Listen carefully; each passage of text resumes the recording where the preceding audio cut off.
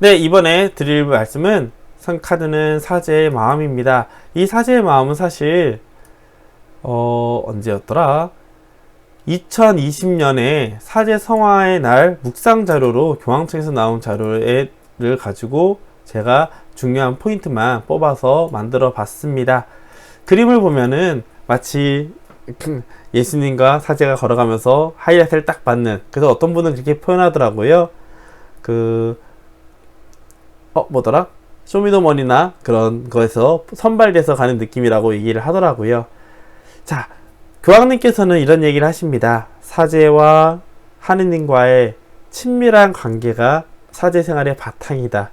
즉, 신부들은 예수님과 가까워져야 되고 예수님과 자주 머물려고 하면서 그분의 마음을 닮아가야 해요. 그 닮아갔을 때 맺어지는 5가지 결실이 바로 감사와 자비와 용기와 연민과 끼어 있음입니다. 그에 대해서 서류에서 묵상 자리에서 어떻게 얘기했는지 한번 얘기를 해볼게요. 첫째, 감사는 왜 필요한가? 사실 감사라는 것은 그리스도인의 자질이에요. 우리가 일상생활에서 감사할 줄 안다는 것은 나에게 주어진 선물을 알아본다는 뜻이고, 그 선물에 대해서 고마움을 느낄 수 있는, 즉 나의 나약함을 인정하면서 나에게 무한한 사랑을 주시는 것에 대해 응답하는 표현이겠죠. 그래서 특별히 사제들은 예수님께서 주시는 것에 대해서 깨닫고 감사할 수 있어야 되며, 사람들에게 우리가 무엇에 대해서 감사할 수 있어야 되는지 알려주는 존재여야 됩니다. 동시에 신자들 역시 신자들을 바라보면서도 신자들 안에 있는 사제가 신자를 바라볼 때도 신자들 안에 있는 하느님의 손길을 발견하고 감사할 수 있는 마음을 가질 때 비로소 목자의 존재 방식인 감사가 이루어질 거예요. 두 번째는 자비입니다. 자비는 예수님께서 자비하셨으니 사제가 자비로워야 된다는 것은 당연하다고 생각할 거예요. 사제는 무엇보다 자비와 화해의 봉사자라고 표현을 하거든요.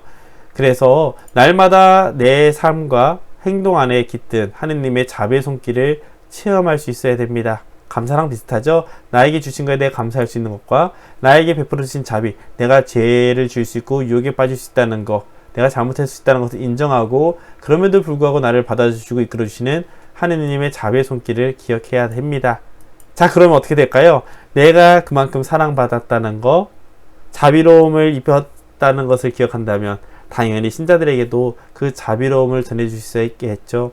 내가 좋은 것을 느끼고 체험한 만큼 그것을 전해주는 것이 하느님의 사랑의 본질이니까요. 그래서 사제는 삶의 모든 상황에서 모든 이에게 다다라 악에서 치유해 주고자 하시는 하느님 사랑의 표징이 되어야 한다라고 표현합니다.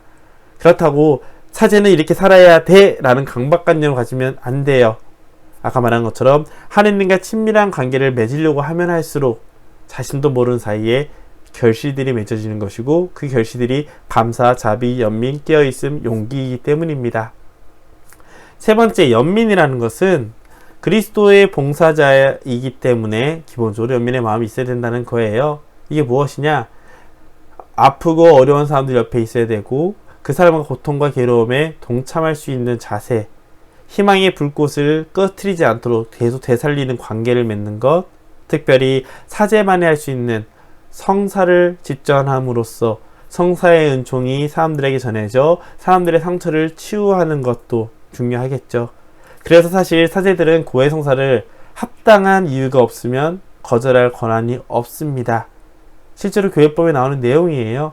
그것처럼 사제가 미사 시간에 늦지 않도록 미사에 충실하고 고해 성사뿐만 아니라 병자 성사와 혼인 성사 등 다양한 성사에 최대한 열심히 사는 것, 최대한 사람들에게 성사의 은총을 전해주려고 하는 것만으로도 사제는 연민의 마음을 품고 있다고 말할 수 있을 겁니다. 네 번째는 깨어있습니다. 깨어있음이라는 것은 하느님을 늘 알아차리려고 있어라 라는 개념보다는 우리의 사제 생활을 하면서 느끼게 되는 피로감으로부터 나태해지지 않도록, 혹은 자칫 결과주의로 빠지지 않도록 하는 스스로를 경계하는 자세로 보시면 좋을 거예요. 그래서 문서에는 교황님이 이렇게 표현을 합니다. 개인적인 기대와 눈에 보이는 사도적 결실 사이에서의 괴리감. 나는 이렇게 생각했는데 실제로 그런 결과가 안 나타나면 굉장히 피곤하고 힘들겠죠. 그 내적 괴로움을 경계하는 것, 또 타성에 젖어서 사목활동과 기도를 소홀히 하게 하는 마음의 메마름, 이런 것이 찾아오지 않도록 스스로 경계하고 조심하는 겁니다. 그래서 마음을 열고 주님의 말씀과 하느님 백성의 외침에 깨어있을 필요, 즉 요즘 같은 코로나 시대가 더 그렇겠죠.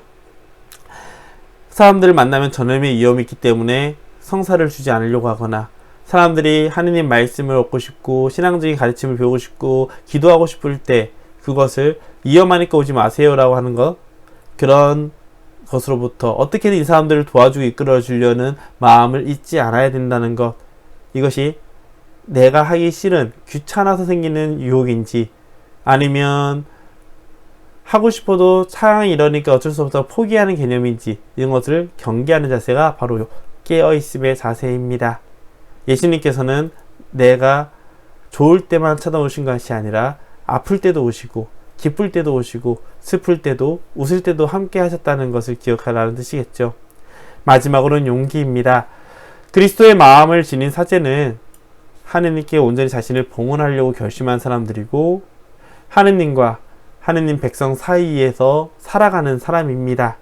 그렇기 때문에 하느님의 빛을, 생명의 빛을 꺼트려서 사람들에게 하느님을 보여주지 못하도록, 사람들의 길을 잃어버리지 않도록 조심해야 되는 존재이고, 함께 기도하면서 열매를 맺으려는, 그리고 이것이 하느님의 뜻이라면 기꺼이 욕을 먹더라도 공동체에게 알려주고 이끌려고 하는 바로 그러한 자세, 열린 자세로 영적 동반을 받아들이면서 풍성한 열매를 맺는 목자의 사랑을 베푸는 용기를 말하는 겁니다.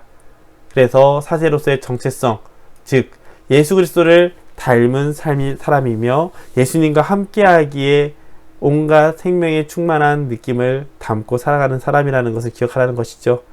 그래서 실제로 저도 서품을 받을 때쯤 그런 생각이 들더라고요.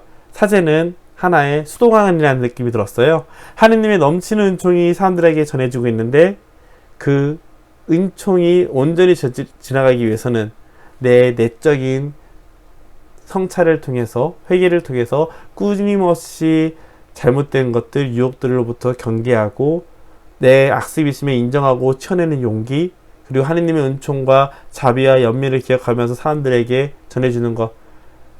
하수관이 상수도라는 게 낫겠군요. 그 통로가 깨끗하면 깨끗할수록 더 많은 은총이 전해나가는 것처럼 살아야 된다는 것입니다. 바로 이렇게 사제가 감사하고 자비롭고 연민과 깨어있음 용기를 얻을 수 있도록 많은 신자들의 기도가 부탁드리면서, 동시에 사제들이 유혹에 빠지지 않도록 이끌어주고 도와주는 것도 신자들의 도움이라는 것. 내가 잠깐 이 사제와 가까워짐으로써 기쁨을 얻는 것도 중요하지만, 이 사제가 공동체에 하느님으로부터 받은 뜻을 온전히 수행함으로써 더 많은 결실을 맺게 하는 것도 우리가 가져야 될 자세라는 걸 기억하면서 이번 신앙 카드도 마무리하도록 하겠습니다.